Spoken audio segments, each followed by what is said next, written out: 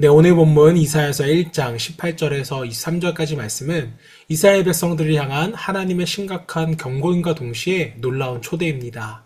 자, 본문에서 오라 우리가 서로 변론하자 하시는 하나님의 음성은요, 단순한 재판장의 선고가 아니라 죄인된 우리를 사랑으로 불러주시는 아버지의 초청입니다.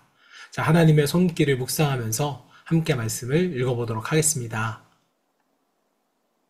여호와께서 말씀하시되 오라 우리가 서로 변론하자. 너희의 죄가 주홍 같을지라도 눈과 같이 희어질 것이요 진홍같이 붉을지라도 양털같이 희게 되리라.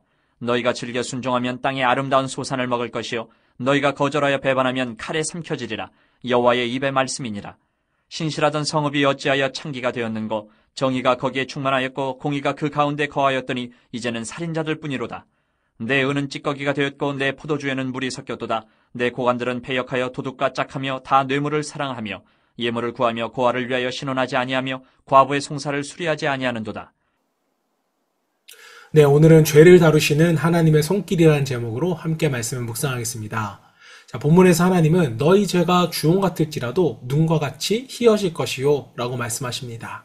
자, 주홍빛, 진홍빛은요, 지워지지 않는 강한 색깔을 뜻합니다.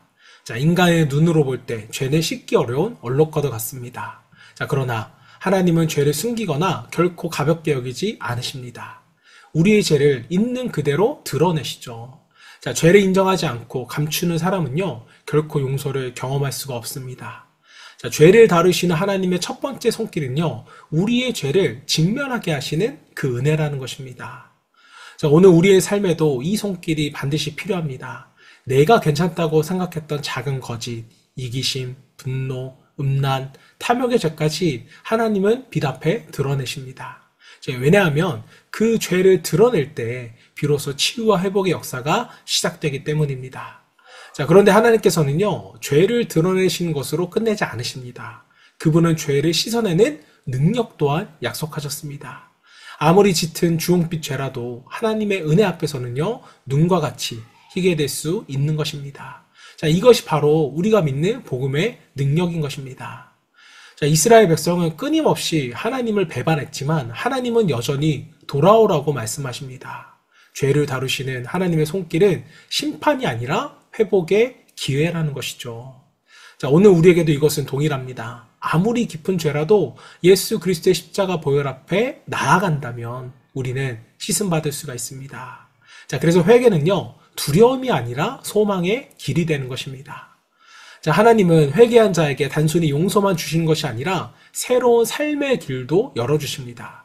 자, 19절 20절 말씀, 너희가 즐겨 순종하면 땅의 아름다운 소산을 먹을 것이요 거절하여 배반하면 칼에 삼켜질지라.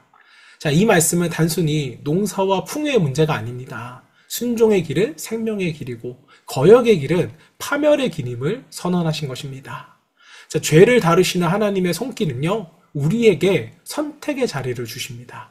죄에서 떠나 순종으로 나아갈 것인지 아니면 여전히 고집하며 죄의 길을 걸어갈 것인지 우리는 선택해야 합니다.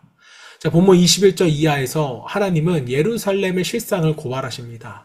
충만하던 공의가 사라지고 살인자들 뿐이었도다. 자, 은은 찌꺼기가 되고 포도주에 물이 섞였으며 재판장은 뇌물을 받고 고아와 과부는 외면당했습니다. 자, 죄를 다루시는 하나님의 손길은 단순히 개인의 죄만이 아니라 공동체의 죄까지도 겨냥하십니다. 사회적 불이라든지 억압, 불공평함이 하나님 앞에서는 죄악으로 드러나게 됩니다.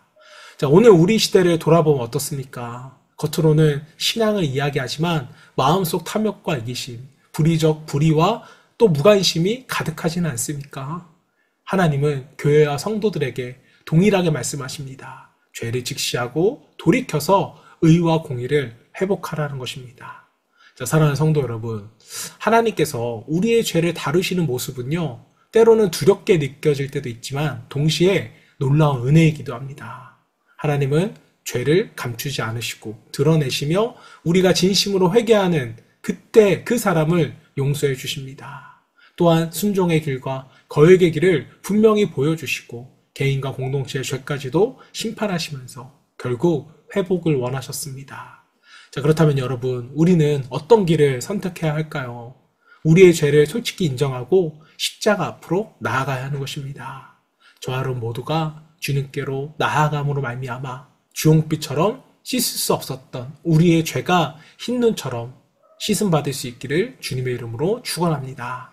자, 이 시간 우리 함께 기도하실 때 하나님 앞에서 우리의 죄를 숨기지 않고 우리가 정직하게 고백할 때 십자가의 보혈로 우리의 죄가 눈과 같이 희게 하시는 그 주님의 은혜를 깊이 체험하기를 소망하면서 함께 기도하겠습니다.